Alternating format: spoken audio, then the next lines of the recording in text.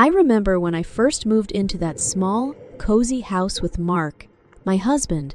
It felt like a dream, surrounded by a little garden and just a stone's throw away from his parents, George and Helen.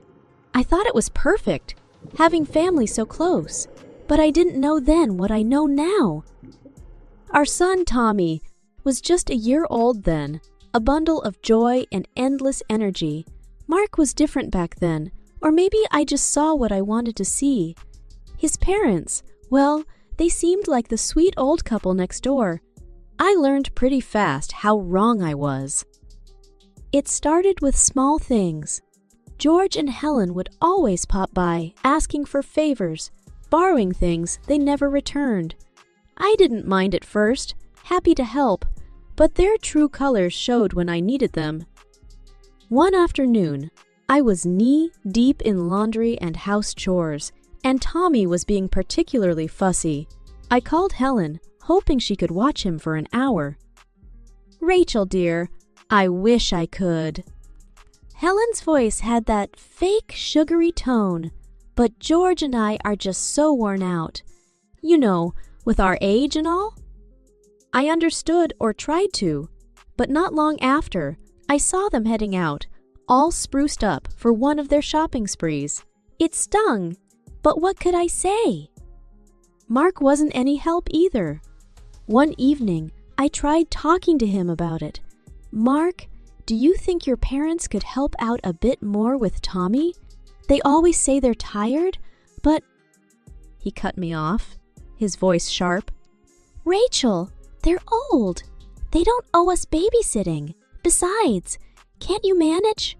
Why are you always so needy?" His words hit me like a slap.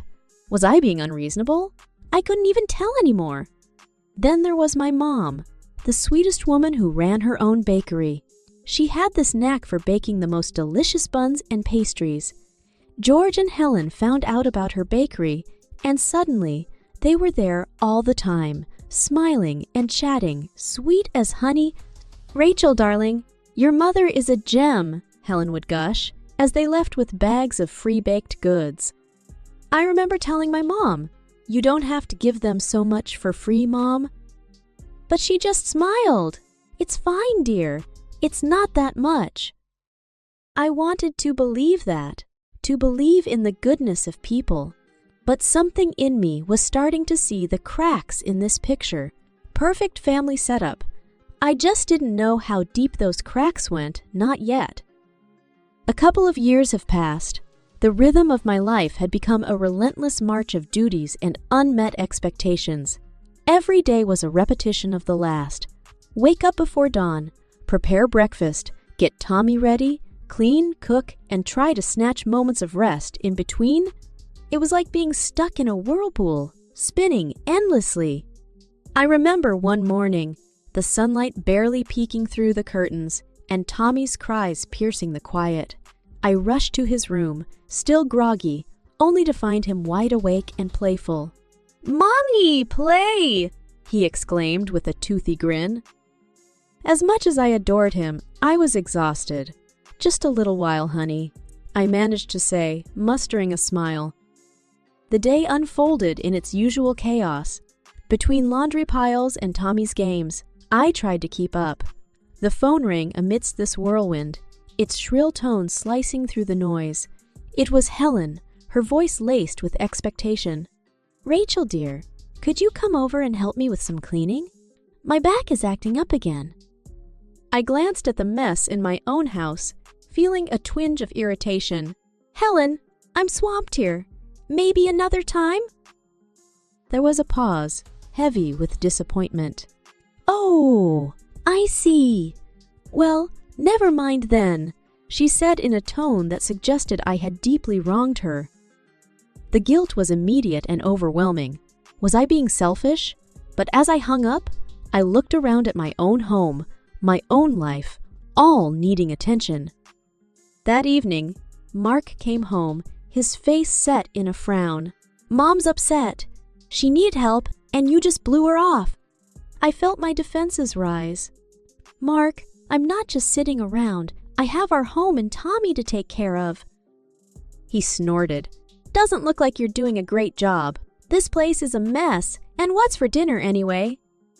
His words stung, and I fought back tears. "I'm doing my best, Mark. I really am." He just shook his head and walked away, leaving me standing there, feeling smaller than ever. The next day, I hoped for a reprieve, but it was not to be.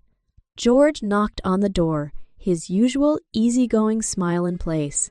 "Rachel, I need a hand with fixing the shed. Lend me your toolbox." Despite the million things on my to-do list, I nodded and handed him the tools. "Sure, take what you need." As he walked away, I couldn't help but feel used. Was I nothing more than a resource to them? A convenience? The next morning, I woke up to Tommy's laughter and Mark's impatient grumbling. The day beckoned with its usual demands, but something in me had shifted. A tiny spark of rebellion, maybe, or just the stirrings of a long, dormant self. Reft. Whatever it was, I knew one thing for sure. I couldn't go on like this. As I made breakfast, I decided I would start taking small steps towards my own dreams again. It wouldn't be easy, but I had to try. For Tommy, for myself. The day that broke me started like any other, but by the time the sun set, my world had shifted irreversibly. I was in the middle of wrestling with a mountain of laundry when my phone buzzed. The screen flashed an unknown number. "Hello? Rachel? This is Mercy Hospital. Your mother had a heart attack. She's stable now, but you should come quickly." My heart plummeted. Mom? My rock, in the hospital. I needed to get to her. But Tommy. I called Helen in a panic. "Helen, it's Mom. She's in the hospital. I need to get there. Can you watch Tommy?" Her response was cold, detached. "Oh dear, that's bad. But we're just about to sit down for our TV show, and we're not really up for babysitting today. Unless, you can make it worth our while." "Worth your while? Helen, this is an emergency." "Well, $300 should cover it. We're missing our favorite show after all." I couldn't believe my ears. I hung up, feeling a mix of anger and disbelief. How could they be so heartless? I dialed Mark next, hoping for some support, some understanding. "Mark, Mom's in the hospital. I need to go. Your parents want $300 to watch Tommy." His reaction was like a slap in the face. "Rachel, stop overreacting. It's just a heart attack, and Mom and Dad have a point. Their time is valuable." Valuable? My mother could be dying? And all you care about is a TV show and money? "Look, I'm busy at work." "Handle it, Rachel. And remember, my parents come first." His words echoed in my ears long after I hung up. I was alone in this, utterly alone. In a daze, I called my friend Lisa. "Lisa, I need help. It's my mom." She didn't hesitate. "I'll be right there. Go to your mom, Rachel. I've got Tommy." At the hospital, the stark white walls and the smell of antiseptic were overwhelming. I found my mom lying in a bed, pale but conscious. "Mom," I whispered, taking her hand. "Rachel, I'm okay," she murmured, though her voice was weak. The doctor pulled me aside. "She's stable, but she'll need care and supervision once she's home." Home! The word echoed in my mind. What was home now? A place where my struggles were invisible, my pain unacknowledged? I returned home late, my mind a whirlwind of emotions. I found Mark on the couch, indifferent. "Your mom okay?" he asked, not looking up from his phone. "She needs care. I might have to stay with her." He shrugged. "Do what you have to do. Just don't expect me to pick up your slack here." The days following Mom's heart attack were a blur of hospital visits and tough decisions. I spent every moment I could by her bedside, the fear of losing her a constant shadow. Amidst it all, the thought of going back to my old life with Mark and his parents felt impossible. One evening, as I sat beside Mom's hospital bed, her hand in mine, she whispered, "Rachel, I'm sorry for all this trouble." "Mom, don't be silly. You're not trouble. You're my mom. I'm staying with you," I said firmly, more to convince myself than her. She squeezed my hand, a silent thank you in her tired eyes. The next hurdle was telling Mark. I called him from the hospital parking lot, my heart pounding. "Mark, I've made a decision. I'm moving in with Mom. She needs constant care." There was a pause, then a harsh laugh. "You're kidding, right? What about your duties here? What about Tommy?" "Tommy's coming with me. And as for my duties, I think I've done more than enough." Mark's voice rose, sharp and accusing. "You can't just abandon your family like this, Rachel. My family needs me, Mark. And right now, that's my mom and Tommy." His response was a string of angry words and accusations. But I held my ground. For the first time in a long time, I felt sure of my decision. Packing up my things, and Tommy's felt like shedding an old skin. Each item I placed in the suitcase was a step away from the life I had known, a life where I had felt invisible, unappreciated. Mark watched in silence, his anger simmering. As I zipped up the last bag, he finally exploded. "So, that's it? You're choosing your mother over me? Over us?" I looked him in the eye, my resolve steeling. "I'm choosing to do what's right. You made your priorities clear. Now I'm making mine." The drive to Mom's was a mix of fear and relief. Fear of the unknown, of starting over. Relief at leaving behind a life that had become suffocating. Arriving at Mom's felt like coming home. A real home filled with love and care. I set up a small room for Tommy and started to settle into a routine of caring for Mom. Mom's health was improving, slowly but surely, and with each day, I felt a bit stronger, a bit more like the woman I used to be, the woman I wanted to be. Living with Mom and Tommy in her cozy, familiar house was like breathing fresh air after being underwater for too long. Each morning, I woke up to the sound of birds chirping outside and Tommy's giggles as he played with his grandma. But it wasn't all sunshine. The reality of my new life, especially the divorce, weighed heavily on me. One afternoon, as I was sorting through some old papers, Mom looked at me, concern etched on her face. "Rachel, are you sure about the divorce? It's a big step." I nodded, feeling a mix of sadness and resolve. "I know, Mom. But staying with Mark, it was suffocating me. I need to find myself again." She reached out and squeezed my hand. "I'm here for you, honey. Always." The divorce proceedings were tough. Mark was bitter, throwing accusations and trying to make things difficult. But I stood my ground. I wanted freedom, not just for me, but for Tommy too. One day, I received a call from my lawyer. "Rachel, Mark is demanding full custody of Tommy, claiming you're an unfit mother." My heart raced with anger and fear. Unfit? Because I chose to care for my sick mother? "It's just a tactic, Rachel. Stay strong." The legal battles dragged on, but eventually, the divorce was finalized. I was granted full custody of Tommy, a relief that brought tears to my eyes. But with that relief came the daunting reality of single motherhood and the financial struggles ahead. I started helping Mom in the bakery, learning the ropes of the business. It was hard work, but fulfilling. The smell of fresh bread and pastries, the smiles on customers' faces. It was a world away from the life I had left behind. One evening, as we were closing up, Mom said, "Rachel, you have a real talent for this. Maybe you should think about expanding the business, make it your own." The idea was both exciting and terrifying. Could I really do it? Was I capable of running a business? The next few months were a whirlwind of activity. I took a few online business courses, revamped the bakery's menu, and even started a small online presence. The bakery began to attract more customers, and our little venture started to bloom. Amidst all this, Tommy was thriving.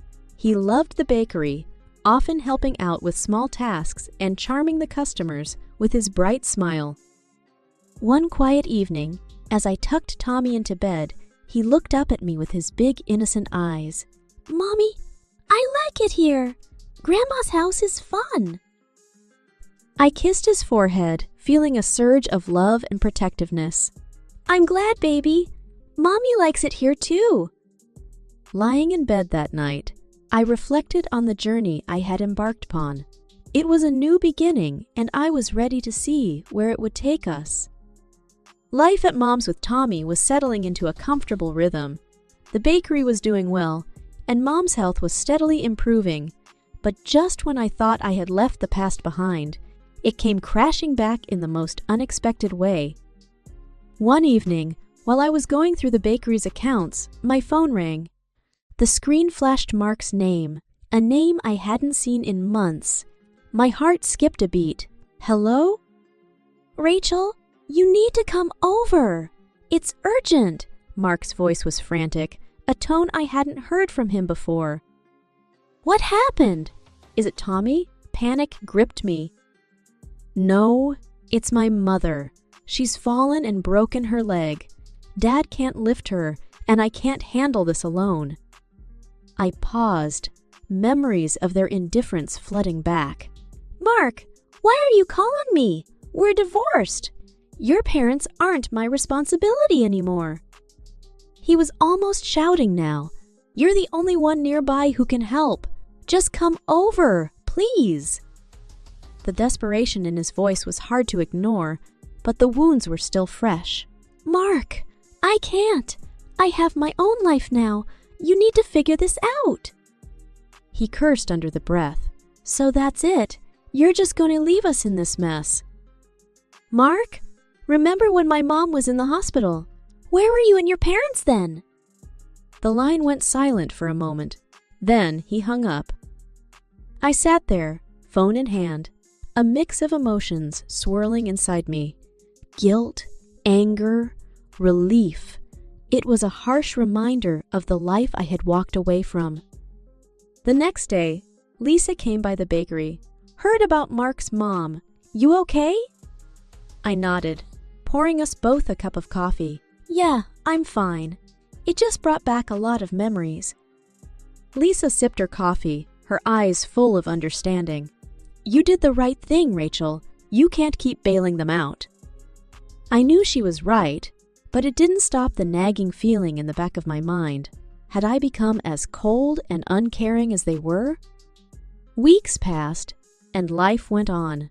I heard through the grapevine that Mark's parents were struggling with caregivers, but I kept my distance. I had my own life to live, my own battles to fight. One night, as I tucked Tommy into bed, he asked, "Mommy, why don't we see Daddy anymore?" The question caught me off guard. Daddy and Mommy are living different lives now, but he still loves you, and so do I very much. "Okay, Mommy," he said, snuggling into his pillow. Several weeks had passed since that unexpected call from Mark. Life in the bakery with Mom and Tommy had become my new normal, a rhythm of early mornings and the comforting routine of baking.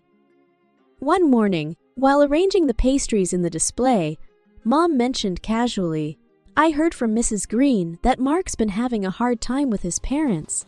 Seems like the nurses they hired don't stay long." I paused, a twinge of something, pity, maybe, flickering inside me. "Really? That's tough." Mom nodded. "Yes, apparently his mother's temper and his father's complaints are too much to handle." I sighed and continued with my work. Despite everything, I couldn't help but feel a bit sorry for Mark. But that part of my life was behind me now.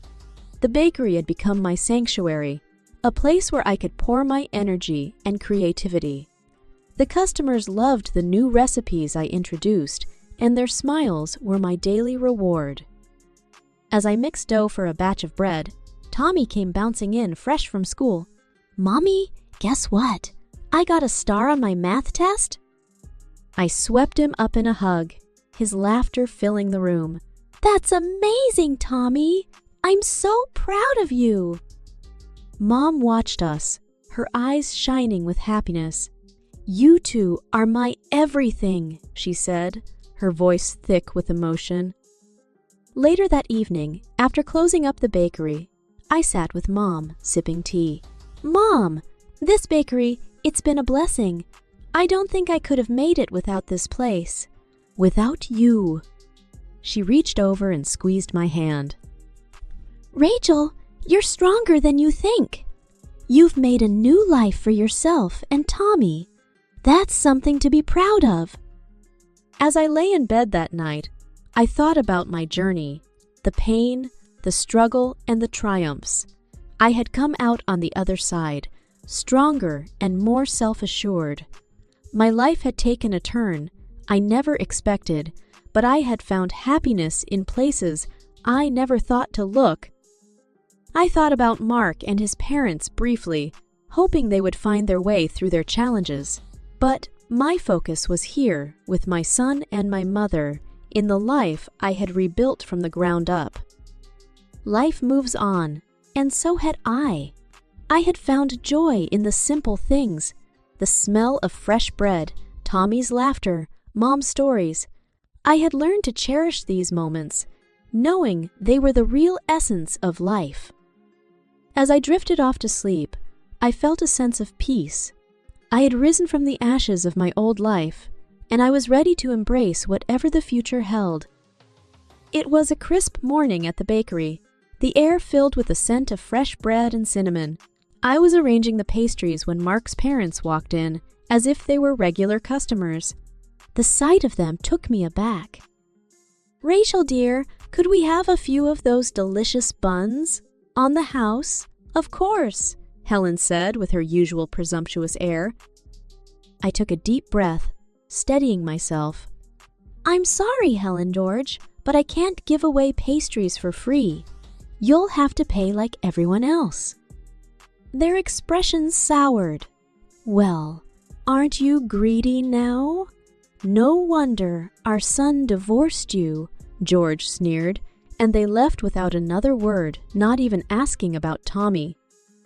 As they walked out, a wave of emotions washed over me, but I stood firm. It was a stark reminder of why I had made the choices I had. I was done being taken for granted, done being the doormat, done being the doormat. Later, as I was teaching Tommy how to knead dough, he looked up at me with his big, curious eyes. "Mommy, why were Grandma and Grandpa here? Why were they mean?" I hugged him close, choosing my words carefully. Sometimes, people don't understand that it's not nice to take advantage of others, but it's okay. We're doing just fine without them. He nodded, seemingly satisfied, and turned his attention back to the dough. That evening, after closing up the bakery, I sat with Mom over a cup of tea. "Mom, Mark's parents came in today. They haven't changed." Mom sighed, taking a sip of her tea. "Some people never do, dear. But you've grown so much. You're not the same person who would let them walk all over you." She was right. The journey I had embarked upon had changed me. I was stronger, more confident, and I had learned the hard lesson of standing up for myself. Reflecting on the past months, I realized how far I had come. From the ashes of a broken marriage and a life filled with doubt, I had risen. I had built a new life for myself and Tommy, a life filled with love, respect, and dignity.